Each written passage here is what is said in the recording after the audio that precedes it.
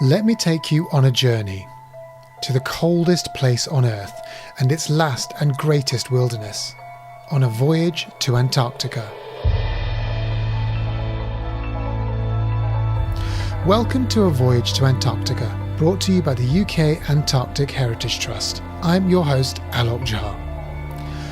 What can studying the remains of ancient ice sheets in Antarctica tell us about climate change and the future of the planet? Answering that question today will be Dr Kelly Hogan, a Marine Geophysicist at the British Antarctic Survey. Kelly works on research vessels around Antarctica looking for clues about how ancient ice sheets flowed and eventually receded back towards the land. In addition to more than 10 trips to the Arctic, Kelly's been on 5 research cruises to Antarctica. Her most recent trips have been to study the Thwaites Glacier. New research there has revealed huge channels underneath the glacier, which funnel in warm ocean water.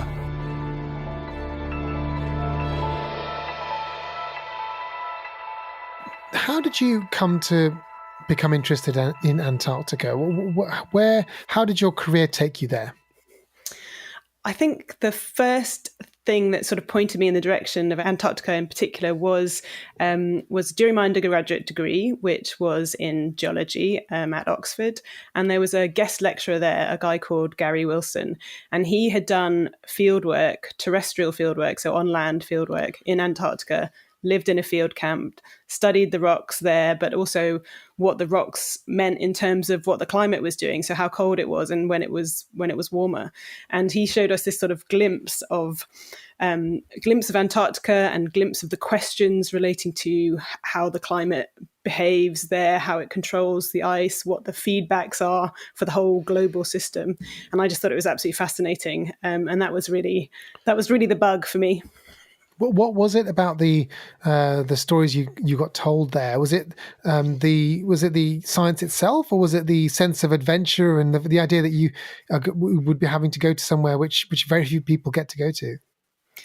Yeah, I think it's hard to pretend that the sense of adventure isn't a factor. But I think in terms of the science, what really caught me was that there was still quite a lot of unknown questions to answer for Antarctica. It's obviously quite a hard place to work. It's very far away. It's very remote. It's hard to get to. It's hard to access the things that you want to study, because a lot of the things you might want to study are under several miles of ice or under several miles of ocean. So it's quite a tricky place to work, but the questions are so big and so global and so important. So it sort of seemed like a place where we could still do a ton of work and really important work. And there were still a lot of questions to resolve. So tell me, what was the first time you went to Antarctica? The first time that I went to Antarctica was actually during my PhD studies, and it was in 2007. And I was asked to join a research cruise, really as an extra pair of hands to look after some of the geophysical instruments on board while they were surveying. And that was my first visit to Antarctica. We actually visited one of the big UK research bases, which is called Rothera Research Station on the Antarctic Peninsula. And so we actually got to get off the ship and land, and that's quite a big thing if you work on ships. Sometimes you can do whole cruises and never step onto the land or onto the continent at all that you're studying. And so that was really a phenomenal experience. And then we went off and did our work offshore there, which included using a very early ROV, a remotely operated vehicle, to send it down to dive down to the seafloor and study lots of different things from geology to biology. So it was really a fascinating cruise. You are a marine geophysicist. So tell us what one of those scientists does. Yes, as I said a bit before, I study the seafloor around Antarctica, but how we do that is to use sound in sort of different guises that we emit from a ship, and we send it down to the seafloor, and then it is reflected back to us. And we use a variety of different frequencies and different instruments to study different things. One of the main things that I look at is the shape of the seafloor and how that's been sculpted and shaped by ice in the past.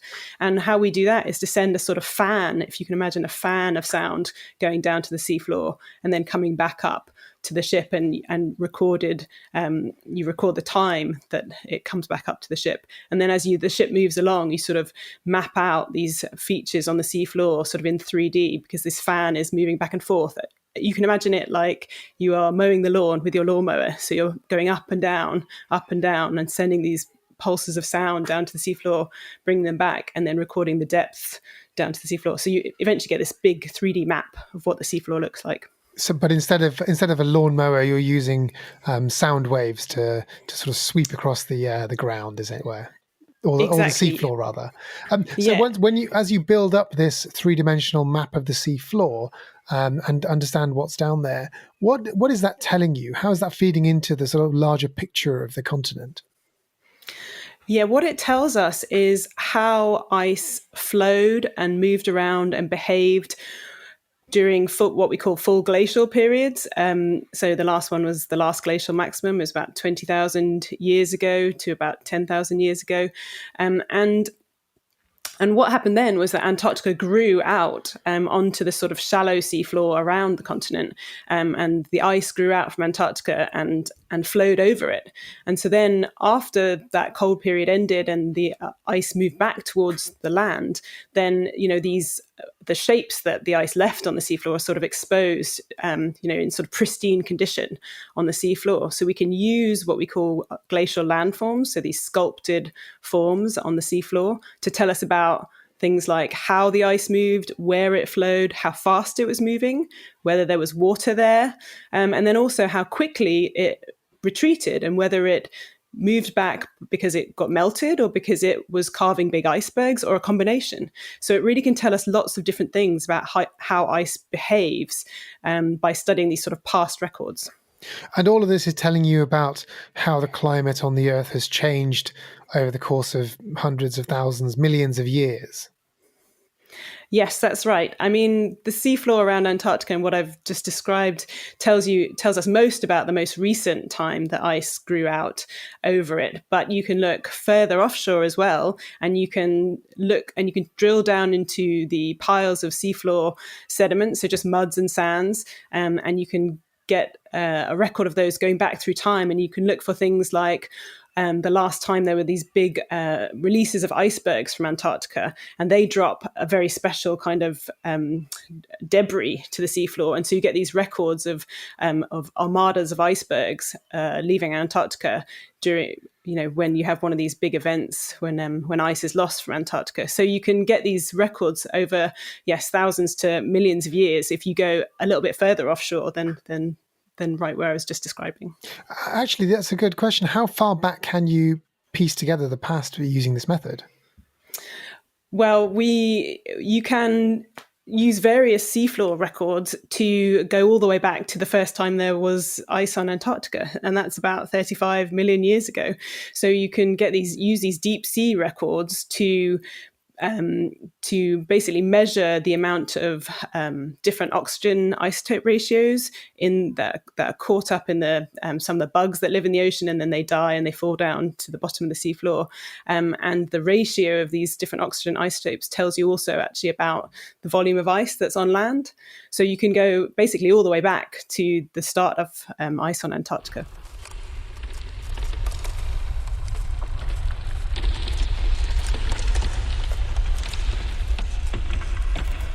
It seems incredible to me that there was a time that there wasn't ice on Antarctica. I suppose this is the thing about human mental capacity to think about deep history, which is that Antarctica, for all of human history, has basically been an ice-locked, full of ice. It's the forbidden continent and all those things. The idea that it might have been something completely different in the history of the Earth, and for most of the history of the Earth, is so strange to think. I think it is quite hard for people to visualize, and because what you're talking about is moving continents around from where they are now to totally different positions. The reason that Antarctica didn't have ice before that was because it was joined up with South America and Africa, and so it wasn't isolated by the ocean and couldn't get as cold as it is today. So it's really quite hard for us to visualize. But I think we're lucky to be able to go there and to study what's going on there. And colleagues of mine that I work with, they study these fossilized forests, and they find evidence of these great big bivalves that used to live there in much warmer conditions. So we sort of see it with our eyes. We see the fossils and we see the record of those warmer times, and it is really fascinating. Can you take us to Antarctica in our minds? Tell us what a typical day for you might be like when you're there in a season. So a typical day for me working on a ship. So I work on research ships when I'm in Antarctica, and a typical day for me will be probably a 12-hour shift where I'm on and working for 12 hours. So I'd probably get up an hour before that and have breakfast and, in a communal canteen with everyone else. And then start our shift. We'd have a handover session with the previous shift to tell us what they'd been doing and what the plans were and what the weather was looking like and what we were hoping to achieve for that day. And then during my shift, which would probably be sort of between 4 and 6 people on a shift, we could be doing some seafloor mapping, in which case we have to monitor all the machines and fix any problems that come up. And we start looking at the data and cleaning it and analysing it and talking about it within the group.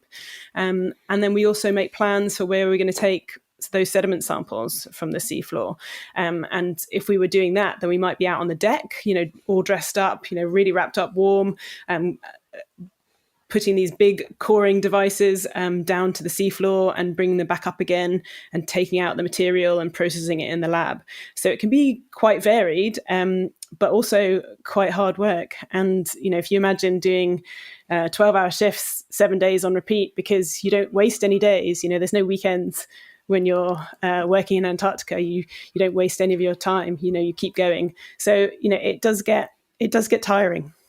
It sounds tiring listening to that, especially given how cold it must be. And also if you're standing on deck for a period of time, bringing up cores from the sea floor. I mean, that's going to be muddy, sort of slightly dirty work, right? This is quite manual physical exertion going on.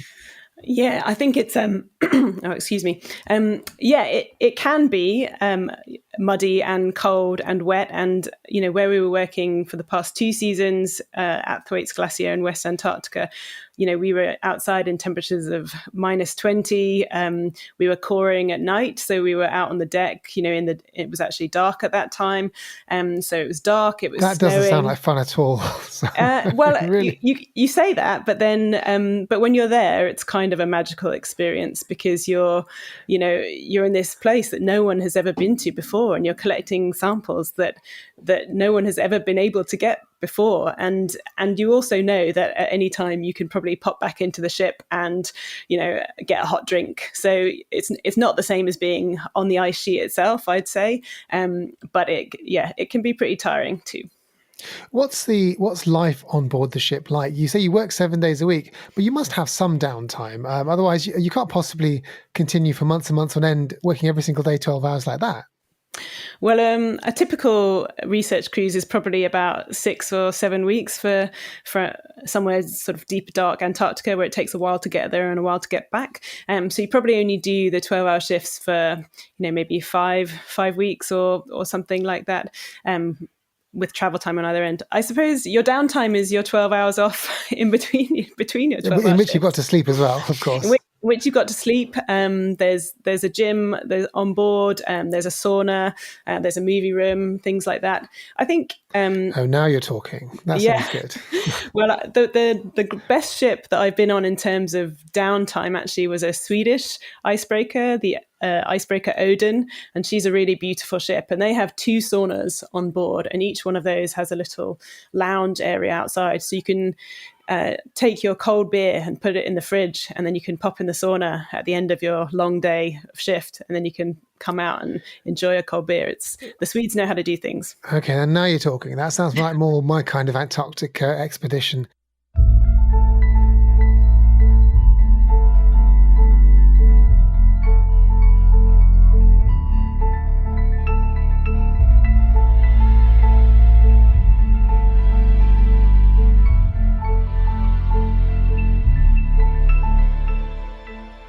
There's that cliche that goes around, isn't there, that we know less about the sea floor of the Earth than we do about the surface of the moon. Is that true?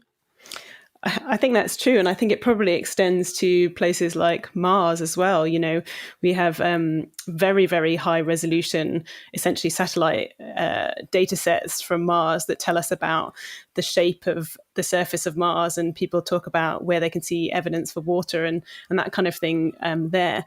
But it's much harder to do when 70% of your planet is covered in water. You know, we don't have that kind of resolution of the seafloor. We still have to go out and make our measurements from ships to be able to make those 3D maps of the seafloor on Earth. So we do know a lot less about that than certainly the moon or Mars. But we are getting there, and there are some big global initiatives actually. Things like Seabed 2030, which is a global push to get all nations to be mapping the seafloor whenever they can from all of their vessels, and to build up that the picture of the seafloor. Your research is part of a suite of things that go on around Antarctica, around climate. Research on climate, research into wildlife, physics research looking for neutrinos in the South Pole. All sorts of stuff goes on around and on the continent. And I just want to know, could you just put your piece of it, the idea of understanding the seafloor in this way, how does that fit into the sort of history of scientific research on the continent? Since Scott's expedition, when they took scientists and explored, and they were actually doing geological studies and making geological maps at that time.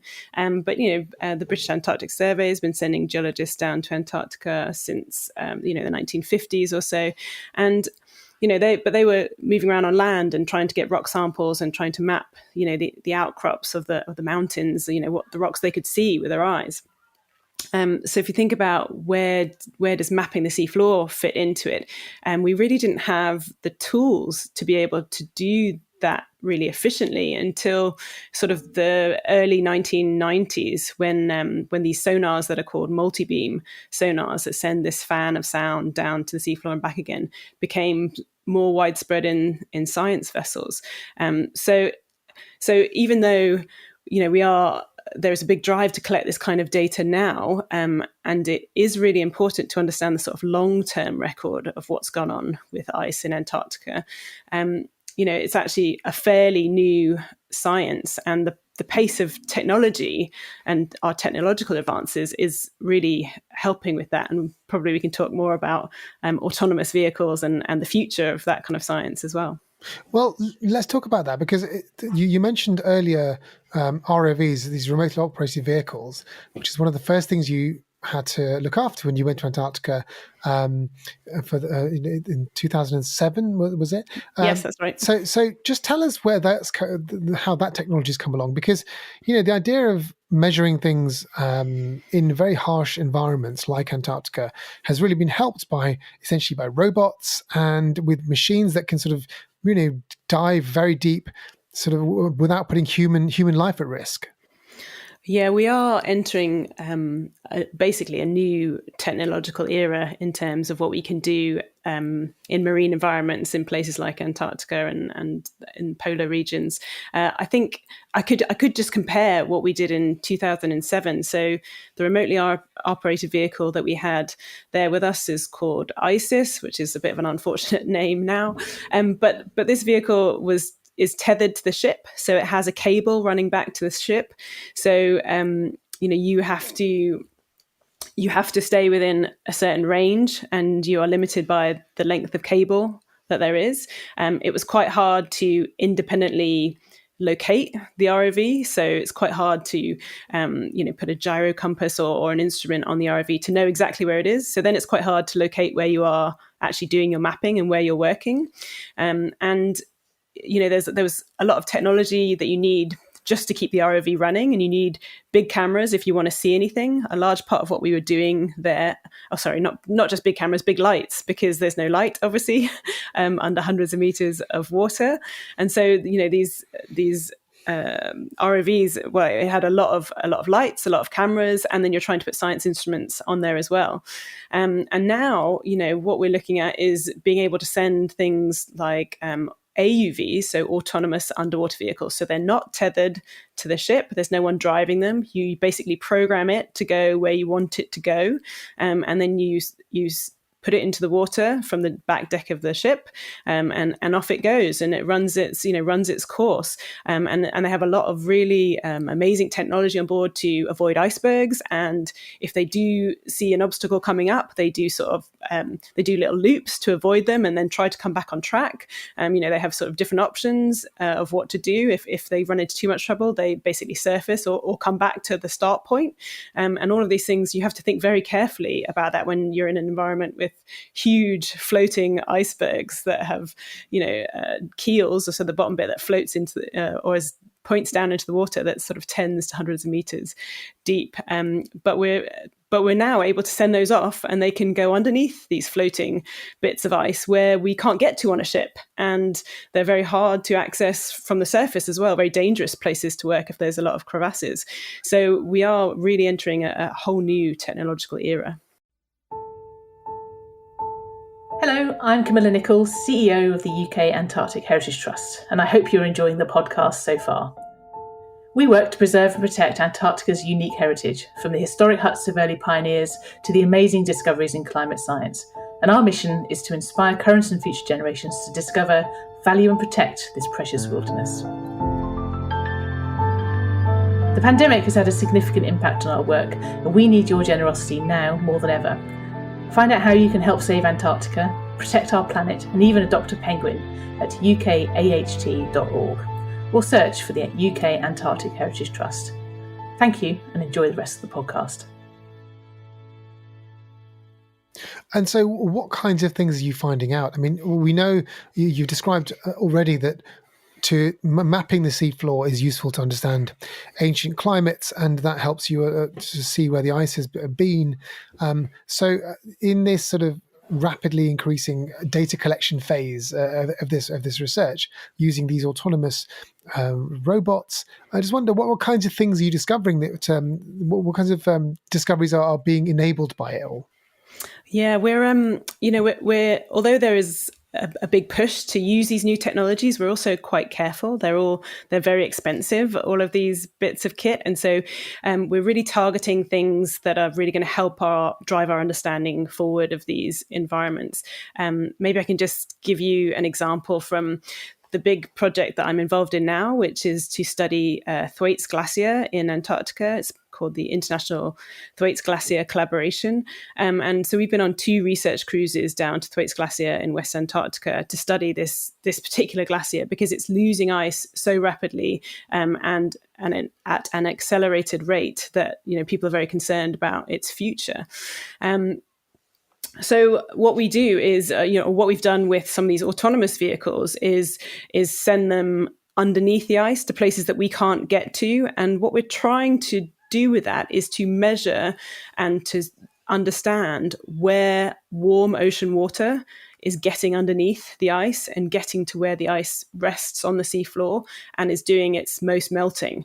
Because if you understand where that melting is happening and how warm that water is and how it flows and how it circulates, then you can put that into your sort of computer model that's trying to do a prediction for how it will behave in the future. The other big thing that our project is looking at are to make these sort of longer term records of change for Thwaites. So we know from satellites that, from satellite data sets, that how Thwaites has behaved over the past sort of 30 or 40 years. But beyond that, sort of on, sort of 100-year timescales, we don't really have a good record. We have no observations of what Thwaites was doing then. So what we want to do is to use the geology of the seafloor and these records that we find just offshore from Thwaites Glacier to tell us how ice at Thwaites behaved in the past. So was it always chucking out lots of icebergs? Was it always being melted a lot by warm water? How has the warm water changed? How have the pathways of that warm water changed? In understanding all of those things, what can we learn about how our climate might change, given the sort of the stresses we're putting it under? Yeah, I think that's a really interesting question. I mean, I think that one really important thing that the geological record can give us is an idea of how the planet behaves when it's left to its own devices. So when it's naturally changing due to things like the amount of solar insolation that we get due to the tilt of the Earth and things like that. So there's a natural variability in the Earth's climate that we can study from the rock record and from deep sea sediment cores and things like that. But now we've sort of, with what we're doing right now with greenhouse gas emissions and climate change, we're sort of perturbing that system. So what we can get from looking at geology is some idea of the boundary conditions of how quickly things can change or how slowly they change. And then we can compare that to the rates of change we're seeing either in temperature or in the amount of ice lost or in the amount of melting in Antarctica. And we can compare that to what would happen naturally. And we can really get a good handle on, on how ice might behave in the future. Can you tell us what the most surprising thing is that you found on the seafloor? I think probably the most surprising thing that we found in my particular research was when we were at Thwaites Glacier 2 years ago. And it was a really crazy year because for the first time during the living record, during people's memories, we were able to get really quite close to Thwaites Glacier. So the sea ice that was there and has been there every year since man has been at Antarctica had broken up, and we were able to access an area that no one had ever been to before on a ship. And what the measurements that we made there showed us that the seafloor was several hundred meters or 100 to several hundred meters deeper than we thought it was. And that was based on sort of using gravity models to make a model of the seafloor. And what that means is that if you think of 100 meters, so the length of a football pitch, deeper than you thought it was before, and you think about how much more warm water might be able to get right up to the ice and might be able to do that melting, then you're really, that's a big error bar that we had. And I think, that was the first time that we've been able to map that area and to see exactly what the shape of the seafloor was underneath this really, really important glacier. Now, all of this information that you're finding, all of these surprises, all of these things that sort of feed in to our understanding of ancient seafloors, how do scientists also use this information to adapt and improve the models for current climate and future climate? I mean, can we use that in that way too? Yes, we can use it in the models. I mean, I think you have to remember that science and climate science in particular and studying Antarctica is very, very joined up between the different disciplines, between the modelers and the glaciologists and the geologists and the biologists. You need to know pieces of everyone else's information to do your own work and to understand your own system, because they're all connected. So there's two ways that you can use the sort of seafloor information that I get in my work in models. The first is to use those new maps of the seafloor, of the depth of the seafloor, as a boundary condition for the model. So if you were running, looking at how much water was getting into Thwaites Glacier using the old bathymetry, which is the water depth, you would obviously have a much different outcome versus the new, when you could get a lot more water on this deeper, when the seafloor was a lot deeper. The other way that we contribute and help models is by looking at the layers of sediment that we find on the seafloor, and that gives us records of how ice behaved in the past and how quickly some of these changes happened. And it's quite important to tell a modeler and a computer model of how ice behaves, how quickly things can happen.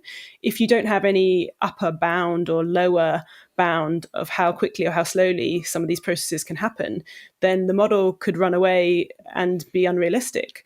So, we're providing those really important boundary conditions on how things might behave, and also what the seafloor looks like. And those things are really important to get right before you even start doing the modeling. I just wonder if we always ask the same question to all our interviews at the end, and so I'll ask you as well. Why does Antarctica matter to you? Oh, that's such a good question. I was thinking about it this morning, and I think, my best answer is that it is such a pristine and amazing environment. All of it, the ice that's there, the ecosystems, the animals that live there, the ocean creatures that live there. It's this pristine, amazing, beautiful environment that we, as a planet, really have committed to protect. But it also really responds to what we are doing to the rest of the planet. What we've seen with how much more ice is being lost in Antarctica now versus 30 years ago.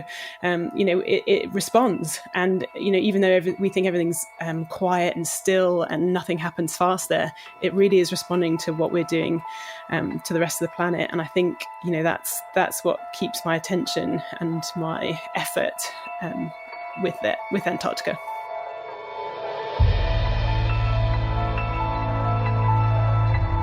Thank you for listening. A Voyage to Antarctica is brought to you by the UK Antarctic Heritage Trust. Next time, I'll be talking to the award-winning writer Philip Hoare about his lifelong love for and obsession with whales and their history in Antarctica. To find out more about our guests, including photos and videos, head to our website at www.ukaht.org or follow our Facebook, Twitter and Instagram pages. If you enjoyed this episode, please don't forget to follow us and rate us wherever you get your podcasts. This podcast is part of the Trust's Antarctica Insight programme, supported by the Arts Council England, the Garfield Weston Foundation and the Foreign and Commonwealth Development Office. A Voyage to Antarctica was presented by me, Alok Jha, and produced by Jessica Norman. Ben Hewis is digital producer, and music and sound design is by Alec Hughes.